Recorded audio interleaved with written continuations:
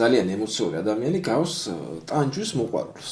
თვითონვე ვაყენებთ საკუთარ თავს ცუდ მდგომარეობაში ჩვენი ფიქრებით, ჩვენი ემოციების ვერ ან არ კონტროლით.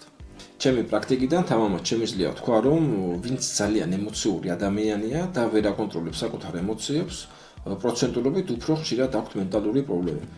დაიმახსოვროთ, ემოცია გვაქვს მხოლოდ რამოდენიმე წამი, რომლის დავალებაცაა გვამცნოს და მივაქციოთ ყურადღება, რომ რაღაც ხდება ჩვენს თავს, რომ ვიმოქმედოთ, აღმოფხვრათ ის პრობლემა და მეტი აღარ ვიფიქროთ. ემოციურობა არ არის რაღაცთან დაყოლილი.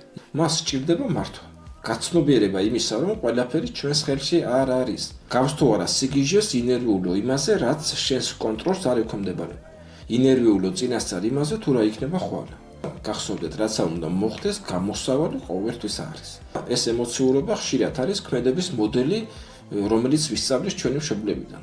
როცა ვაკვირდებოდით, როგორ რეაგირებდნენ ისინი სხვადასხვა მოვლენებზე. გააცნობიერეთ, რომ თქვენ ყველაფერს ვერ აკონტროლებთ, ეს შეუძლებელია.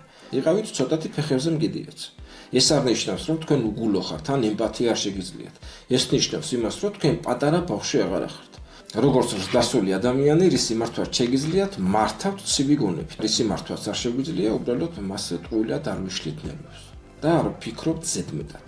ეს არის ზუსტად უნარი, რომელიც უნდა ისწავლო. ემოციურობა არ არის თანდაყოლილი დაავადება.